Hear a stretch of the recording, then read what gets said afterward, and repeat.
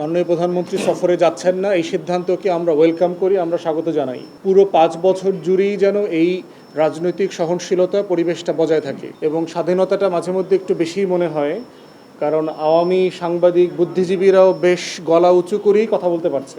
গত 6 মাসে সরকারের অনেকগুলো ইতিবাচক দিক আছে। সবচেয়ে বড় দিক যদি আমরা বলি সেটা হচ্ছে যে রাজনৈতিক যে সহনশীলতার কালচার বাংলাদেশ থেকে মোটামুটি হারিয়ে গিয়েছিল 20 বছরের জন্য, সেটা মোটা দাগে এখন ফিরে আসছে। মানে এটা না যে রাজনৈতিক সহিংসতা হচ্ছে না, অথবা ক্যাম্পাসে ছাত্র সংগঠনগুলোর ভিতরে মারামারি সংঘর্ষ হচ্ছে না, অথবা গুম হচ্ছে না, খুন বন্ধ হয়ে গেছে, ব্যাপারটা তা না।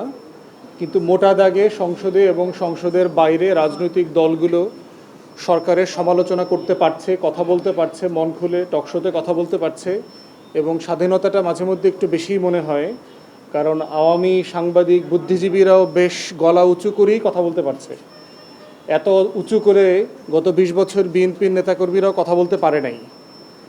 তো সেই কারণে আমরা মোটা দাগে মনে করছি যে এটা একটা সরকারের ইতিবাচক দিক, যে রাজনৈতিক সহনশীলতা এখন পর্যন্ত আছে এবং সংসদের বাইরে প্রধানমন্ত্রী, বিরোধী দলীয় নেতা সবাই খুবই সম্মানের সাথে একজন আরেকজনের সাথে কথা বলছেন। রাজনৈতিক উত্তেজনা আছে, সবাই মাঝে মধ্যে গরম কথা বলেন, কিন্তু সেটা খুবই সীমা লঙ্ঘন করছে এমনটা কেউ মনে করছে না আর কি। সরকারকে টেনে হেঁচড়ে নামানোর আকাঙ্ক্ষা যেমন নাই, সরকারের মধ্যেও আমরা এখন পর্যন্ত বিরোধী দলকে নির্মূল করবার কোনো আকাঙ্ক্ষা দেখতে পাচ্ছি না। নিঃসন্দেহে এটা আমরা ওয়েলকাম করি এবং আমরা স্বাগত জানাই এবং আমরা আশা করছি পুরো 5 বছর জুড়েই যেন এই রাজনৈতিক সহনশীলতা পরিবেশটা বজায় থাকে। RICL TMX, যুগের পর যুগ স্থাপনা থাকে মজবুত।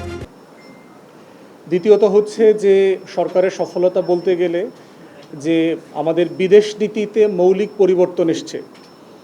আওয়ামী জমানাতে আমরা যেটা দেখেছি যে দিল্লির কাছে পুরো দেশ বিক্রি করে দিয়ে একটা ভ্যাসেল স্টেটে পরিণত করা হয়েছিল বাংলাদেশকে।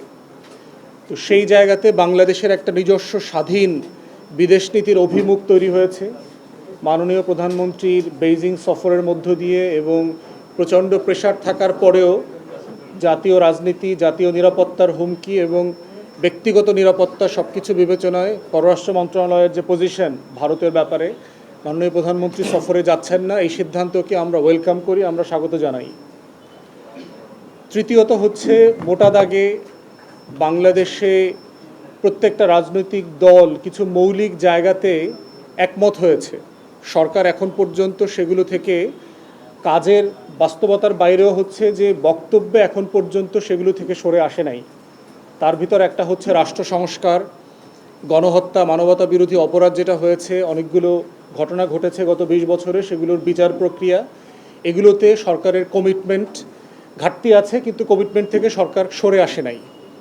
তো মোটা দাগে আমরা এগুলোকে গুরুত্বপূর্ণ সংস্কার মনে করি এবং গুরুত্বপূর্ণ মাইলফলক মনে করছি 20 বছরের যে রাজনৈতিক পথ পরিক্রমা ছিল সেখান থেকে।